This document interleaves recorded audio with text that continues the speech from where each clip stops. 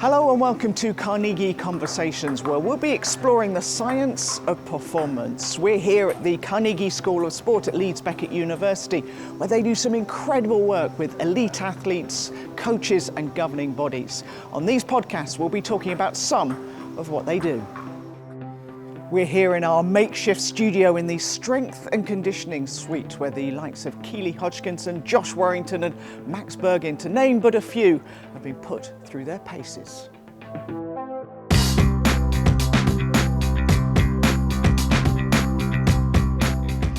Well, in this episode, we're going to be discussing the Women in Coaching Task Force in the company of Leanne Norman, the Director of the Centre for Social Justice in Sport and Society, Annette Stride, Theme Leader at the Centre, and Vicky Huyton, Founder of the Female Coaching Network and a coaching consultant and mentor.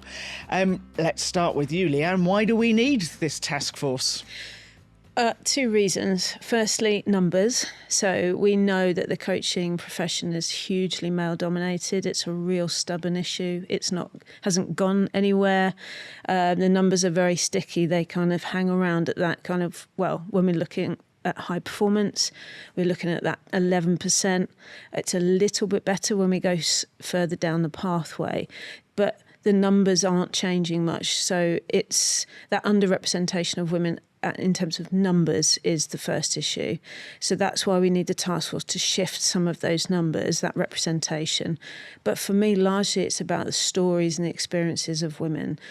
Yes, the numbers are low, but then the women in the system aren't reporting having a fantastic time either. And that, for me, worries me more. So when you hear the stories of, being bullied, discriminated against, left out of opportunities, not progressed, not valued, they worry me more. And so the task force exists for those two reasons. Yes, to shift representation, but to really get to the heart of why those issues are not shifting and why they're so stubborn. And so it's those two reasons, really. We've had an amazing summer of sport for women, Annette. Why do you think that's not leaving a legacy of coaching? Because we've seen elite coaches in the cricket, in the rugby union, and of course Serena Wiegman in football, but that doesn't appear to be creating a legacy. Yeah, I think the examples you're giving are almost the exception to the rule as opposed to the norm. And it's great what we are seeing. However, I think for me, it's about taking that wider societal piece and having a look at what people's perceptions, expectations and assumptions are about women and girls in sport, whether that's as coaches, as participants, as fans. One of the things I would always go back to is that girls learn from a young age that sport isn't for them. So we've seen lots of research out there which is about the drop-off rate.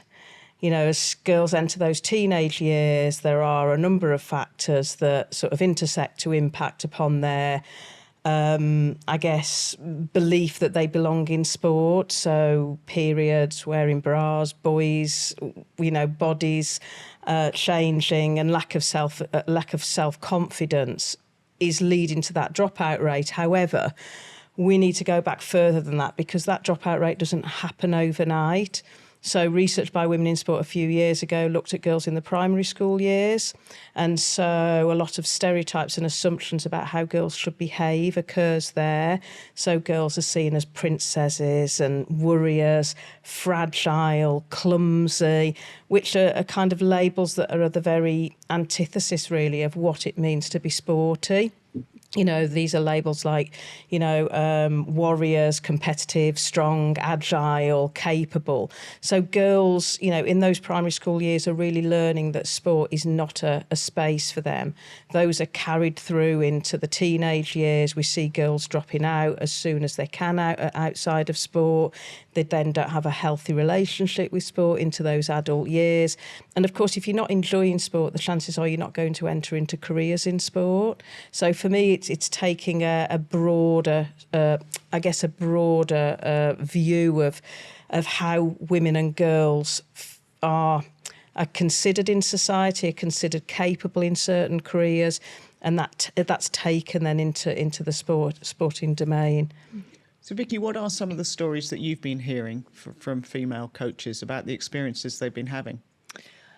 Where to start, really. I'm very lucky to know many coaches from all over the world and many different sports. And to be honest, 99% of the stories are very similar. So it's everything from the pathway for coaching as a career is very difficult anyway, but it's even harder for women. When you look at sports like football, American football, where as a former male athlete, you've had that high profile, you've been in arenas with thousands of people and you've got a lot of resources, financial resources. It's a lot easier then to take the risk to become a coach. Whereas traditionally, female athletes in most sports don't really have that financial resource to then say, right, I'm going to retire from competing and then go into coaching. So that's always difficult. And then you've got some really horrible stories, you know, in the dark side of sport. You know, there's some abuse cases, sexual abuse cases, physical abuse, emotional abuse. And I think sports are struggling to deal with that. Obviously, you don't want to go into a career of coaching if you've had a pretty horrendous time as an athlete. And then there's also the stories of not being treated the same. The pathways are more difficult. So there is, you know, as women in many different careers experience those barriers and abuse cases, etc. It does also happen in sport. I think, unfortunately, there's just some real negative aspects that sometimes because it can be such a risk to become a coach as a career. Sometimes is it really worth that risk to take that forward? I won't be too negative throughout the whole podcast, but yeah, there are some not nice stories involved with being a female coach. Why does it matter? Why does it matter how many female coaches there are? Well, I think that picks up on what Vicky just said in terms of that dark side of sport. If you have too many of one group, in this case, if you have a very male-dominated profession, you are opening yourself up to that risk of greater harm, maltreatment and abuse. So, I mean, that's an extreme. And so women in that space, there's a greater power balance, and there's reducing that risk as well. So I think in terms of we're looking at from an athlete or participant focus, that's important. We've talked about it a lot actually through the research. Really important that when we have people stepping onto the court or the poolside or the pitch or the track, they see people that look like themselves. And our athlete base is more diverse than it's ever been before, but they're not coached by people that represent them. And so that instant, like Annette was talking about, that sense of belonging and connection, that isn't felt straight away because you're stepping onto that, into that arena with somebody who can't necessarily relate to you. So it's also so we are thinking about it in terms of connecting with the participant, with the athlete. And as well, I know we're very athlete-centred and there's that language in sport, but again, it's something we talk about a lot as a team. Is it not just enough to be coach-centred as well in that? Where's the coach in that? And the line to say that it's not okay to treat our coaches in the way that we do, that it's not okay for women to experience coaching often in the way that they do. So how can we make this profession better for all of our coaches, but particularly those who are most disproportionately affected by it? So I think it's important as well to give coaches the choice and opportunity, if they wish, to be in the profession, to progress as well. So is that the moral, is the business case as well? Why would you not want more women in? We can see it in other professions and sectors where the impact of having that diversity, and certainly through our research, when we have more women on boards, particularly, that culture, that parity, it feeds down, drips down through the sport and the organisation. We see a better, more inclusive culture through the governing body, through the sport. So it's a win-win for everybody, really. Can I play devil's advocate for a moment in that, what we are seeing, particularly in this country with the Lionesses, say, is in a relatively short space of time. They have grown magnificently. The Red Roses, similarly, but they're even behind the football. You take rugby league, you're even behind that. Cricket, they're all quite young, it feels, as elite sports. So that maybe there's a generational thing that the Lionesses we have now, the Red Roses, that they will go into coaching, that these young girls have those as role models. But that's quite recent, isn't it? So maybe we are at the beginning of the change. I think so. But again, I'm hesitating because, women's football in this country has been going on for a number of years, and we've had some high profile women footballers that have represented the squads, but not in the way I think that's happened in the last 4 or 5 years. Yeah, but I suppose I'm thinking now of some of the women that we're seeing commentating. Why are they not in coaching? So the Farrah Williams, Annie Aluko, Anita Asante. You know, I would say the biggest one actually is Lucy Ward, who was in that and sphere has come out and isn't having had it. So, you know, they seem to be going into media as opposed to coaching, whereas I think it goes back to something that you were saying, Vicky. For the men, there just seems to be more options post a playing career in terms of where you can go. Is it not, though, that, you know, if we look at men's football, there are that many more leagues, therefore there are that many more jobs. Yet again, the women's game, it's a smaller game, therefore there are fewer jobs. And they've got to then go through the stages to get to those jobs. That we're just at the beginning. I was just going to say, why are we pigeonholing women coaches after going to women's sport? I'm going to, just to give an example, the NFL, American football, obviously in America, it's only really professional for men, especially at that level. So there are no retiring high-profile female football players, American football players. And yet the NFL have been really proactive in the last probably 10 years to try and get more female coaches and staff into the league. And ever since, I want to say 2021, the Super Bowl 2021, where the Tampa Bay Buccaneers won the Super Bowl with 2 female coaches on the team. And ever since then, I think I'm right in saying every single Super Bowl final has now had female coaches on one of the teams. So it's, you know, why do we need to say, you know, we've got female teachers, we've got female lawyers, you know, why are we pigeonholing that you, A, have to be a retired athlete, and B, have to go into women's sport? So just to your point, there's loads of opportunities if you also open the door for the men's side of sport as well. We see sport though, isn't it? We see it as women's sport, men's sport. We do a lot of work in football, and you hear the language of course of cross football, of men's football, women's football. And of course, like Annette was saying about the ideas we have of women's capabilities as leaders, as players still, you know, you still get the comments, well, you've only played women's football or women's sport. I was speaking to a woman who's won the World Cup in her sport. She captained, not in football, captained the team, won the World Cup. She can't get a job. She couldn't get a job at the time we were talking because the response from recruiters was, you've just played women's sport. And so while we still see things in that way, that's limiting. You've almost got half the field of opportunities then. And do you actually put that down to a lot of the language around football? We're so football dominated in this country, and that seems to be a much more aggressive arena to me than some of the other sports where you might get that breakthrough somewhere down the line. Yeah, you do. I mean, I'm thinking of like athletics. You don't hear necessarily that divide as much. You do hear it, of course, in more team sports.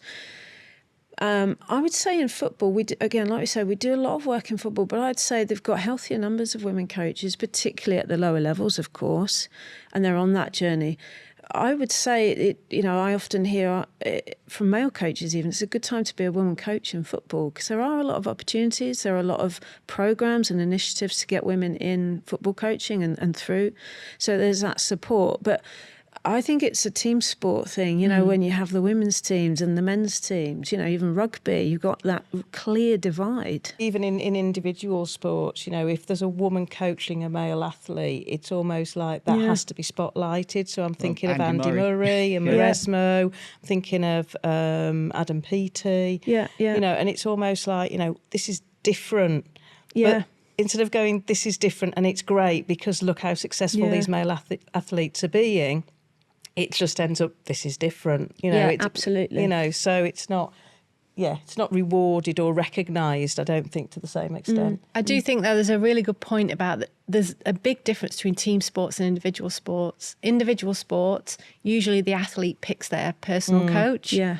So you do actually see more female coaches at the higher end coaching male athletes because it's the athlete that's had a choice. So potentially individual male athletes don't stereotype as much. You know, if they see a coach that, you know, that can get them to where they want to go, they're going to choose them. For me, one of the biggest problems is when it comes to recruitment. So team sports, you tend to have interviews, job processes, that kind of thing, or even the team owners or the organisation of the team already know who they want to pick as a head coach. So there's a lot more barriers in the team sports than there is individual, because you've got a different setup for those two. It's the tap on the shoulder, isn't it? Yeah. For coaching recruitment, and there you have the ideas and the assumptions about women's, you know, capabilities to lead. Yeah. And back to that idea of like men's sport, women's sport as well. That means that you've got the pitch or whatever it is twice the size for men. You've got then, say in football, men coming up through the academies.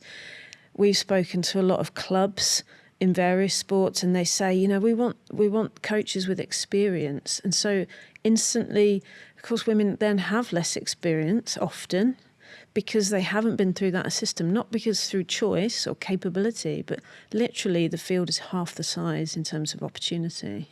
Do we also need to change the media? I sit here as a journalist. You know, I'm very Serena Riegman occasionally, you know, would you like to manage the men's team? As though that should be her ambition, that the next step up is to go and run a men's team. And doesn't want to. Why should she? She's very successful, making a very good living doing what she's doing.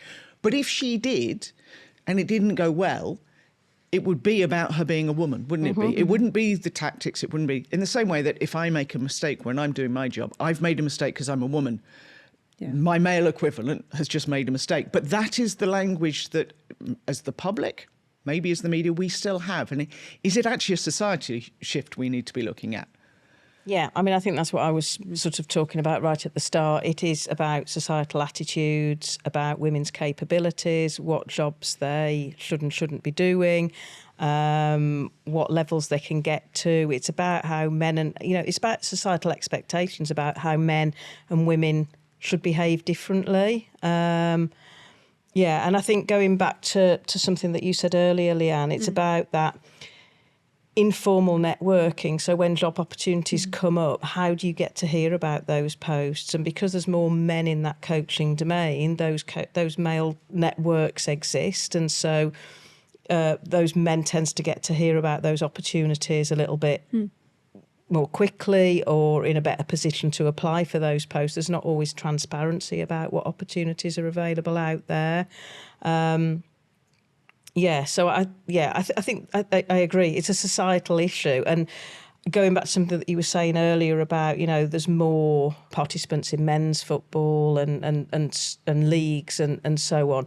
But then that also comes down to the societal piece about what sports are valued, what sports have money pumped into them, where sponsors are putting their money. So, you know, if there's more money in men's sports, then it follows that there's going to be more jobs in men's sports, more coaching roles in men's sports. So, you know, that for me is part of the shift that we need, just to try and change people's views about what men and women are capable of doing. I think the shift that we've talked a lot about through the task force as well, the work that we're doing, is we need that investment in sport, and we need it in coaching particularly. And that is also part of the problem. And what we're trying to do through the task force, we've got kind of this saying going, it's not just representation, it's redesign as well. So if you don't have those formal structures of employment, the employment laws, the contracts in place, the informality, the casual nature that is mostly coaching contracts, that precarity, in those gaps, there you breed gatekeeping and informal networks, because that's in the absence of those contracts, and that's where you get in the tapping on the shoulder, and of course then you shortcut to the assumptions you make, and so without those structures and those protections in place, they are disproportionately affecting women. And so that's part of the motivation of the task force as well, is yes, we want to raise the flag for representation. We do need more women. Absolutely, you need to see women in the system. But we talk about it all the time. You're effectively putting women into a lion's den at the moment because it is not safe. So how do we redesign the system too? I was going to say that if you are the first, there's so much spotlight, so much pressure on you when you actually just want to do your job. But, you know, any of us, you just want to do your job. Yeah.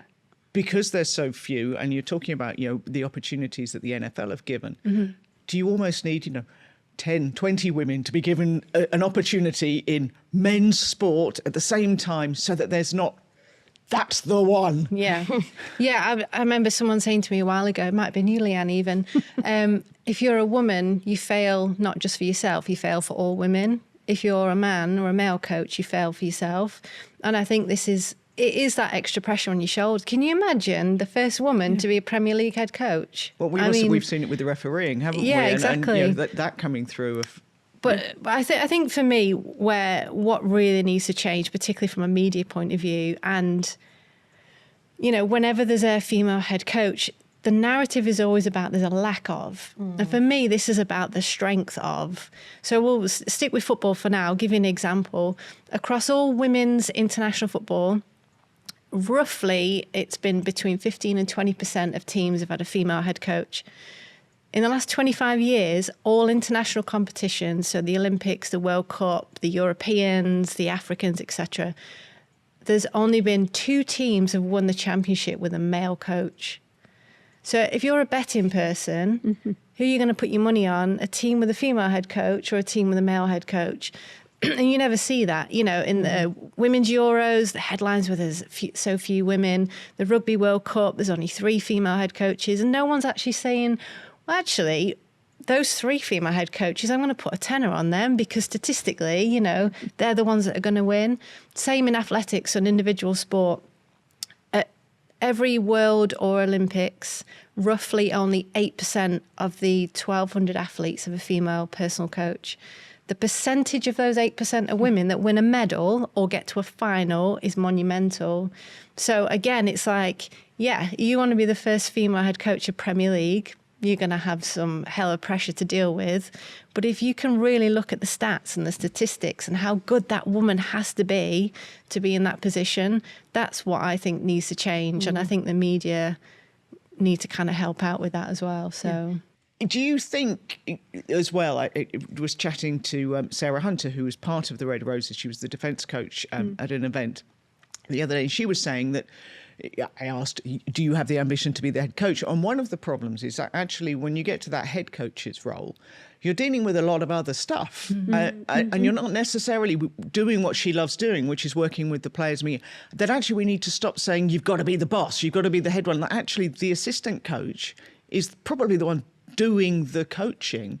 And at the moment, she was really happy doing that. And she wasn't that fussed. Yeah. Yet, that wasn't an ambition because she wants to work with the players. Yeah. We speak to hundreds and hundreds of women coaches, and Vicky might contrast me here, but I don't often hear women say, I want to be the next Serena Wiegmann. It's the sentiment, they want to be the best coach they can be. And they want to have choice in that. And, the example of Sarah, she wants to be the best coach. And that's, again, I think a mission of the task force is really important, that we redesign the system so that coaches do have that choice. I would say there's little choice and even less for women. But I think there's something as well as around equipping all of our coaches because the game has changed so much in terms of many sports, so women's football. I remember someone saying it works in football, we're driving the car too fast, for the changes that we can make. It is growing so exponentially. But we're still far behind in the infrastructure and the way that we educate our coaches, men and women in that space. So you, as a head coach, yes, you do have to deal with more than the tech and the tax side. It is with agents, it's with sponsors, it's the boardroom, managing up, managing down, across all of that. And that needs to evolve as well to equip all of our coaches to work in that space. But you're absolutely right. The hours on the grass is what coaches love. And that's what keeps coaches, particularly women, coaching. I remember one coach saying to me, it's like a drug. I can't walk away despite all the other rubbish I have to put up with. And so wouldn't it be so lovely that if we could take those buffers and everything off around the side, all of that rubbish around the side that this coach described, so that coaches could focus on the hours on the grass, but feel equipped to deal with the other side. Because for example, women's football is changing. You are having agents turning up at under-16s games. That's how it is now. So we need to support our coaches to feel okay to work in those spaces. But I think ultimately for me, it's choice. If I want to be Sir Wiegman, there's a pathway for me, and I'm nurtured through that. But if I'm happy coaching at this level or that level, I have a choice, and I'm paid and rewarded to do so. Yeah. Does that resonate with what you hear? Yeah, it does, definitely. And it's something I've actually been thinking about quite a lot recently, is if we're not careful, the speed that women's sport is going and the attention on it, we're actually going to create a bigger gap for male and female coaches. So I'll give you an example. There's a big trend at the moment of head coaches having their own coach. So a big proponent of that is somebody called Cody Royal from Australia and lives in Canada. And he coaches head coaches. And the reason there's such a need for that, like Leanne said, is nowadays head coaches of professional teams have to coach up to the owners and the executive teams, sideways to all their own performance staff, and then down towards the players. And there's no coach education equips you to do that. Then you've all got the media to deal with, et cetera, et cetera. So a lot of male coaches are now seeking out coaches themselves, because either the male coaches have the financial resources to pay for that, or the teams can pay for that as well. The wages for female coaches often aren't that good. So to then say to a female coach, you have to pay for your own coach, it's just not possible. So therefore, we're kind of setting women up to fail, because yes, they're damn good at what they do. They're very good at, coaching the sport. But because all of a sudden women's sport's going through the roof, there's no one there to support that coach to do all the extra bits that you've got to do in modern day coaching. So we've got to be really careful about that. There's two things that spring out when you're talking there that come up through our task force findings. Actually, two things there: CPD and pay. CPD, we're finding that, there are issues for all coaches in that, in terms of coaches routinely having to pay for the CPD themselves. CPD? Continued professional development. So coaches are routinely paying for that themselves. So instantly, like Vicky said, if you can pay for it, you can access it. So you're already creating inequities in that way, plus the gender dimension. But in terms of pay, again, what we're finding in the task force is that men are more likely to be paid for their coaching and expenses. Women are largely only paid their expenses. So you're expecting, on average, it was men are paid approximately around £1,000 a month for their coaching.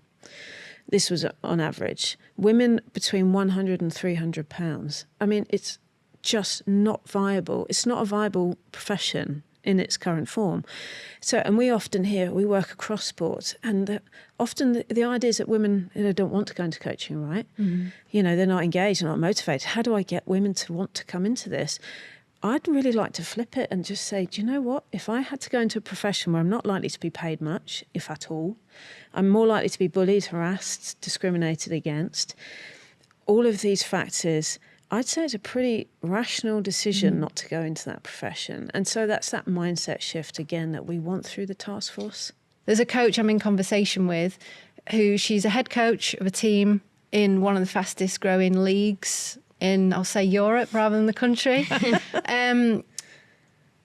who has admitted she needs support. She wants a coach to help her coach. So in a similar way, I don't know if you saw Emma Hayes admitted when she won Olympic gold, she had an executive coach that stayed with her the whole tournament and how beneficial it was. So this coach I'm in conversation with, she doesn't even get paid enough as a head coach to relocate her entire family. So she's now away from her partner and kids. She's having to pay partly for her own travel. So she's having to pay for her own hotel so she can be head coach, and is in desperate need for support. And just sometimes that independent person to offload to, like, oh my God, this is stressful. She can't afford it. But she's the head coach of a really big team. And yet her male equivalent of the same team, it's written into his contract, we'll pay you X amount per year. And if you want a coach, we'll pay that coach as well. So, it's in one of the fastest growing sports. So it really is a problem. Yeah. And do you hear from women who've gone in, taken a look at it, turned around and gone back out again? I think there's a lot. I think the statistics, like Leanne was saying, because those statistics haven't shifted in however many years, it's quite clear that that is the norm, that women are going in, they're experiencing coaching and they're dropping out. And I think what Leanne was saying earlier, the work that we're trying to do at the moment isn't about the numbers, because the numbers are just staying static. It's how can we get more women into the system but then keep them in the system, because then the numbers should increase. Also, when you were talking there, Leanne, and in response to something that you were saying earlier about societal attitudes, it's still that belief, isn't it, that, you know, when you have kids, that women are going to take on all those caring responsibilities. So we also hear the fact that women are having to make decisions between whether they stay at home and look after children, or in the case you've just given, end up having to live, you know, miles away from their kids, or whether they sacrifice their career. And at the moment, it seems like, you know, women can't have both. Yeah. They have to make that harsh decision, and that isn't something that seems to happen for men. Or at that very top end, if you're Emma Hayes and Yeah, Carla where she's Ward, got you the go, coach. actually, the day-to-day of a club, that I don't want to do and Yeah. bring up my child. But actually the international, you know, she's been that good. She's gone and able to find a job that fits. Yeah. That, which is, it's rubbish, isn't it, really? Yeah. Yeah, I mean, the Emma Hayes situation, I think I'm right in saying she's the highest paid female football coach. So therefore, her team, USA, and Emma can afford to pay for an executive coach. But she actually walked away from the queue. She said, I couldn't bring up my Yeah. child. Yeah. You know, the two didn't balance for her. And I think, you know, to be fair, that is the same on the for male coaches as well. There have been some male coaches that have said, I think, you know, even Jurgen Klopp, when he came away from Liverpool, and he said, like, this is a pretty stressful job, I need a break, and he wanted to spend time with his family. So it is obviously, the pressures of sport don't change, whether you're male or female. It's the resources available. Like, how many women can take, you know, Jurgen Klopp has the financial resources he to never have has to work again, yeah, does he? Let's be honest. he's got enough resources to have as much time off work as he wants. Whereas, you know, and again, this is one of the other issues. If a female coach loses a job or steps away, she's got to find a job straight away, because you don't get enough to have a break. So I think that financial resource thing is a big thing when it comes to, you know, if women in all different kinds of career make that decision. If you want to be a lawyer or, you know, a CEO, you figure a way out of how you balance the, you know, the sacrifices and the family and that kind of thing. But if we want that from female coaches, we need to support them to be able to have both. Like, it is possible. You just need support to do that. I think you've got, we talk about it a lot. The job of the coach, that redesign issue, is still designed for the ideal worker, the unencumbered worker, that I can travel long hours, I can work long days. In case you don't say the phrase, I interviewed, 2 years ago, I think you and I were on a panel, and you said, you've got to change the model. And that phrase, change the model, has stuck with me. I have used it many a time. I do generally credit you, but, you know, this is what we're talking about. So if Jurgen Klopp is walking away from it. It's unencumbered worker. So it's designed in the image of that worker, but who's more, let's be honest, more likely to be a man. They don't have those caring expectations at that, you know, that women have, like Annette was saying about. You can travel, you can work long hours. You know, we're celebrating the heroes in that way. And, you know, I'm doing some work with a partner around women as performance directors, because, you know, it's even worse as performance directors. And that job is designed in a way that you have to travel 200 days a year. It's just how, you know, realistic is that to expect people, anybody, like we said. I think the difference as well, we've done some work with men and women coaches, and actually men experience more work-life conflict. However, men perceive that to be less stressful than women. And I think it's the perception. I'm not a psychologist, but I believe it's the perception of that that's the crucial thing there. So again, it's the design. That's what I'm really occupied with at the moment. Leanne, I'd even go one step further than that to say that actually sport hasn't been designed. This is the opportunity Absolutely. of women's sport. Women's sport's now in a position where we can design it. Men's sports just happened. You know, when you go back to, I'm a bit of a nerd with sports history, when you go back to the 1800s, early 1900s, when sports were rationalised and the rules were written, from there, it just kind of happened. It was never really designed. And there's an image that's always stuck in my mind that Leanne did a webinar of years ago. of a pipe, and we're trying to squish all these women in, and then like there's none coming out the other end of the pipe. And I think that's because high performance sport has never been designed. It's just happened to be this way, and we're trying to shove women in somewhere that's not yet made for them. So that's the real exciting, again, changing that narrative. It's that exciting opportunity of women's sport is we can actually design it to fit women. Yes. So do we need a club, a big women's club? Let's go for, it's going to start with the women saying, right, we're actually going to have 2 head coaches. We're going to have joint head coaches because they can share the press. I mean, you're having the media 2, 3, 4 times a week or whatever.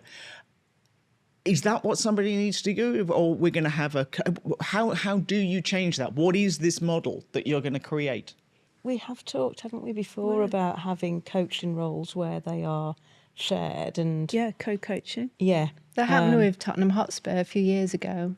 There was a male and female head coach. Yeah, and we talked recently to a female coach, high performance female coach, easy for me to say, and she co-coaches with a male coach in her sport. Yes, it received a lot of pushback, but she's got a bit more of that kudos that she can push back again. And she said it works brilliantly. So, for example, she was saying the other day, her male coach really had a long week, very busy, exhausted, and she said, let me pick it up this week. And it works. And of course, it works in men's. We've just seen in Norway, of course, is it Viking that have just won the Norwegian league with a co-coaching team, 2 co-head coaches, male coaches. And again, they had a lot of pushback, they said at the start. And for the first season, no, it didn't work.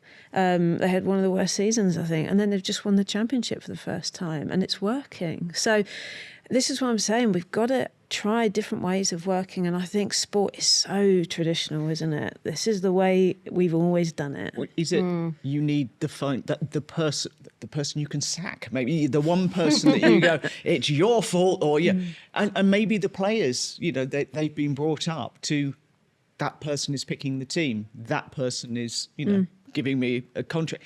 There's got to be the full guy. Yeah. Yeah, I mean, and again, it goes back to that unencumbered worker thing where we still celebrate the heroes and that individual style of working. So absolutely, I think there is a lot of focus then on the manager. And I don't know if sport's ready, but we've got to try something a bit different. And I love that analogy, Vicky, of is women's sport, it's like a blank canvas, is it? So much that can we redesign things, try things a bit different, and that's the opportunity, and that strength based, like you were saying, rather than this is bad, the lack of, actually it's a real good opportunity. Cody Royal has coined the phrase chronic individualism, and he's written a book called Second Set of Eyes, and he makes the point that traditionally coaches are that individual hero, the top of the team, the one that screams and shouts on the sideline. If the team win, it's on them. If they fail, it's on them. And that's what I was referring to before about coaching itself has never been designed. Again, the way sport has gone, there's always just been that head of the team. And coaching is not what it used to be 5 years ago, 10 years ago, 100 years ago. And we really need to move away from that chronic individualism. Whether it's co-coaching or not, it's actually about the support package around that coach, because it's just so much. Coaching as a whole is just different than what it has been. So, it's just what an exciting opportunity to design what a coach could be and get away from that traditional chronic individualism that it always has been. I was speaking to a really high-profile female coach in football, probably one of the most historically biggest names in the game. And she said to me the biggest challenge for her has always been the players. And we've seen that, haven't we, in the Australian women's football team? They ousted their coach, their female coach. And there is still that issue, I think, of players, the resistance from players pushing back on having perhaps women. So that has to be factored in. Are the players ready? And we need to model that, model different ways of working and factor in. I think the players could be quite resistant to that. So what are some of the initiatives to change the numbers that we talked about at the very beginning? Give me some green shoots. I mean, there's been a number of initiatives, and programs specifically designed for getting more women into coaching. And I think for some women those work, but clearly from the statistics that we're seeing, they're not working well enough.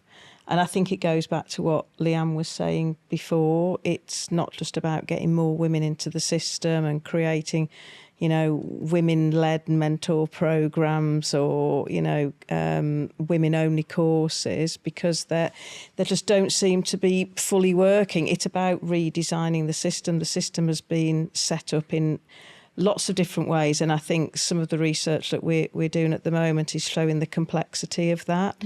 It isn't just around CPD and training opportunities and finances and societal attitudes about women's caring roles. There's so much more than that, and that's all sort of meshing together just to make this a really complex web of barriers and challenges that women are having to face. So I think it's about unpacking all of the issues that we're seeing and looking and like Leanne, you were saying yesterday at an event, what's happening in one space has impact on other spaces. So we have to do an overhaul of the system, and that's no easy task. No. I mean, we work, like Annette saying, we work with a lot of sports, and the default is programmes, positive action programmes across sports. They still, I think, have a place at the moment because of where we are. I don't think they serve the purpose they're supposed to, in terms of they don't get women the jobs necessarily. They don't necessarily raise women's credibility or increase opportunities for. What they do serve is that sense of visibility, belonging in that space, connection to other women. But some of them just strike me as a nice tagline. Yeah. And as you're saying, there's something root and branch needs to happen rather than... Oh, this is root and branch, absolutely. And sport's not so good at that. We tend to mark our own homework in sport. But that's what's needed. And I think there's a shift. I think there's an increasing readiness for that. Certainly, you know, I've been doing this work for 20 years, and I'm sure Vicky will testify to this as well. There is a shift, isn't there, to a willingness to at least have the conversation. Whether sport is ready, we asked the question yesterday with workforce leads at an event, how ready are you from the shift from representation to redesign?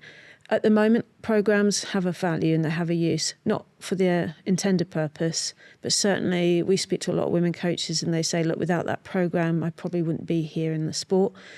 But it's just to be around other women. It's very isolating. I can't get away from coaching as a lonely job for all coaches, but particularly for women. You walk into a room and you're the only woman in there. Spoke to a woman coach the other day, and she said, I walked into a space and I was the only woman, 30 men, they're all in black tracksuits. That's quite intimidating, that space.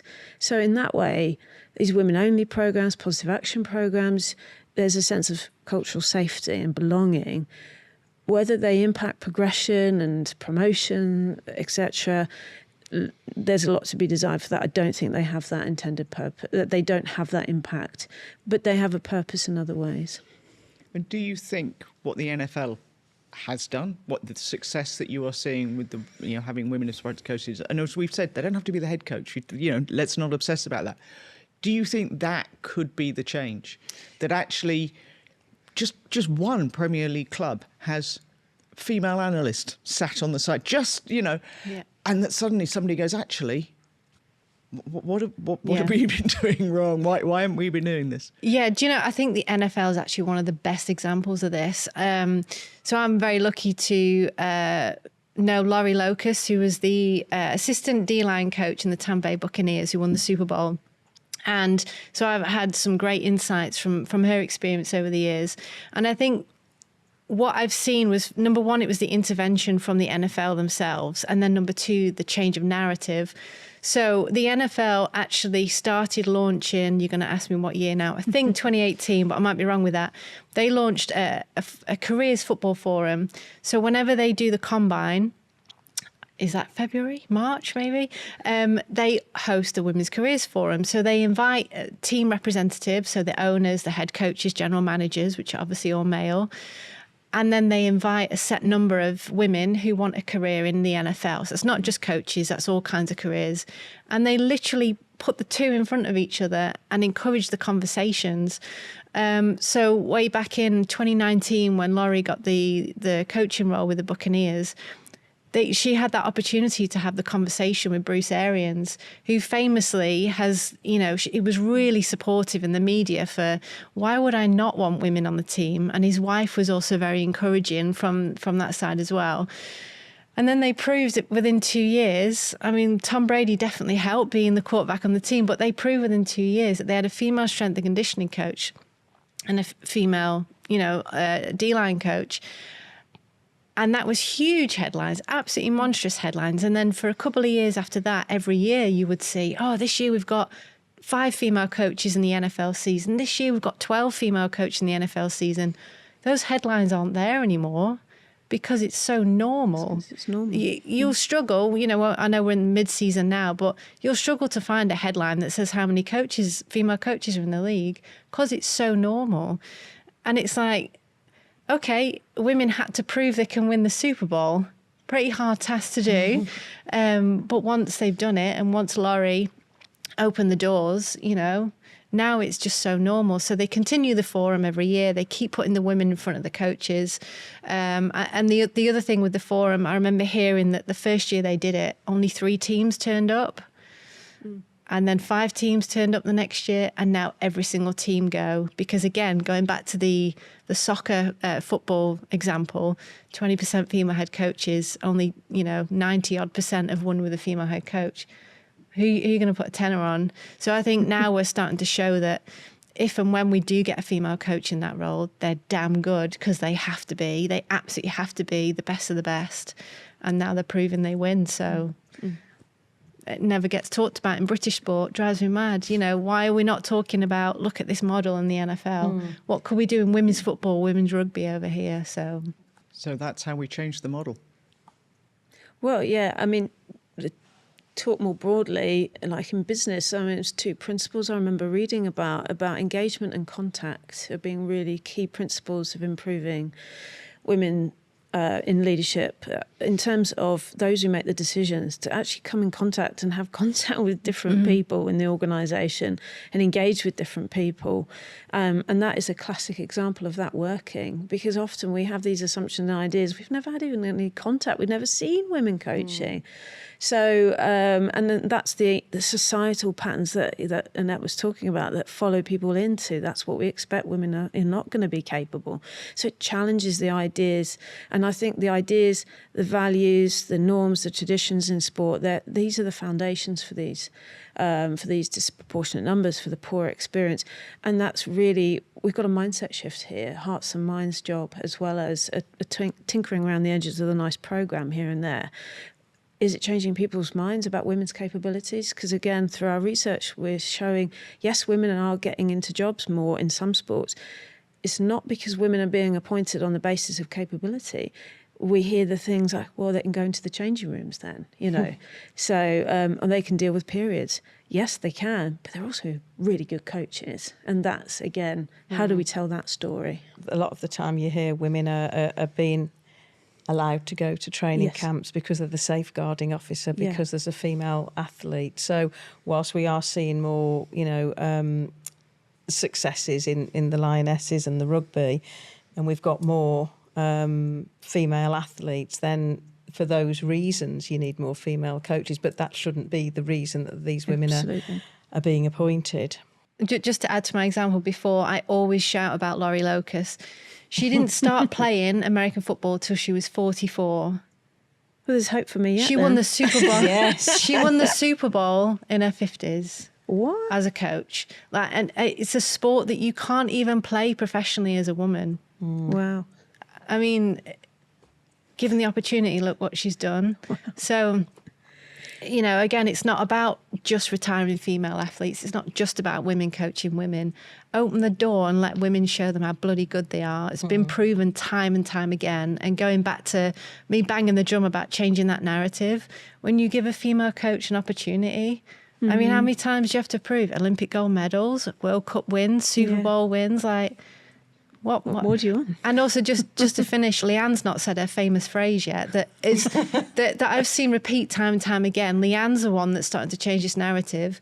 Fix the system, not the women, because most governing bodies put on yet another women's coach development program, and ironically, the content on them programs are needed in men's sports almost more. And it's about that fixing the system, not the women. I'm going to get Leanne a T-shirt with that on one day. And that's what we need to focus on, is that system. Yeah. Whether it's designed or not, it's got to be fixed and got to be changed. Yeah. Keep fighting the good fight, ladies. We will. Good luck with it. Good luck with the task force. Thank you. One day, we'll all be the NFL, and it won't be Exactly. NFL. Yeah, exactly. If you want to know more about what the workforce is doing, check out the show notes. Do like, follow, and subscribe to the podcast, and tell all your friends about it. We'll see you next time.